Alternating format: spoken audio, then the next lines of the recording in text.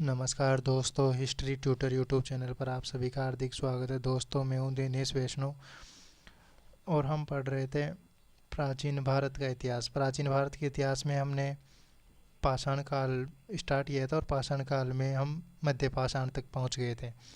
मध्य पाषाण काल के प्रमुख उपकरण और उनके क्षेत्र हमने देख लिए थे। आज इस क्लास में देखेंगे मध्य पाषाण काल की प्रमुख विशेषताएं। तो सबसे पहली विशेषता है स्वाधान प्रणालियों का आरंभ, यानी जो शव को दफनाया जाता है उसका आरंभ है वो मध्य पाषाण काल से माना जाता है। और मध्य पाषाण काल से जो कब्रें प्राप्त होती है उनमें आवश्यक सामग्री भी साथ में प्राप्त होती है, जैसे भोजन, पानी, अस्त्र शस्त्र, ये सब। क्योंकि इनका मानना था कि मनुष्य को इनकी ज़रूरत पड़ेगी। ये पुनर्जन्म में विश्वास करते थे, यानी ये सोचते थे कि मनुष्य का जब जन्म होगा या तो इन चीज़ों की उन्हें आवश्यकता होगी, इसलिए पहले से रख देते थे।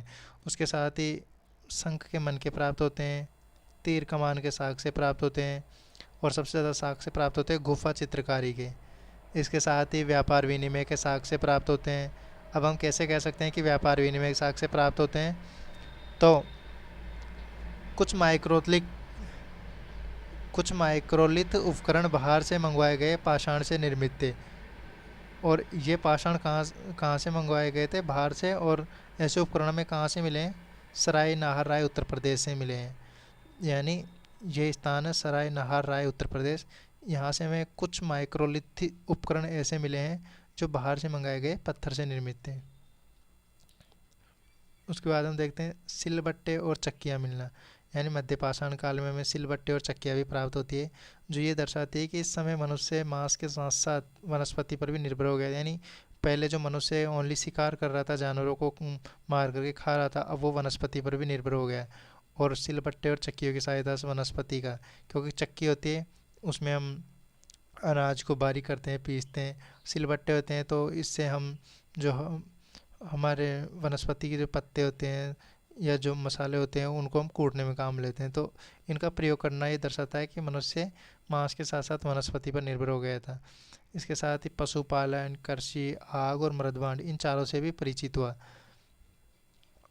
तो आपको ये ध्यान रखना है कि मध्य पाषाण काल की प्रमुख विशेषताएं कौन कौन सी थी।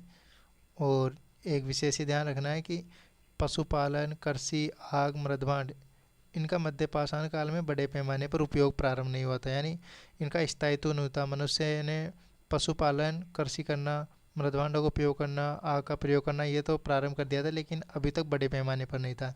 यानी वो थोड़े बहुत क्षेत्र में कृषि करता था, थोड़े बहुत पशुपालन करता था। यानी उनका व्यापारिक उद्देश्य नहीं था, बहुत बड़े पैमाने पर नहीं था। और इनका बड़े पैमाने पर उपयोग हुआ नवपाषाण काल में आरंभ हुआ।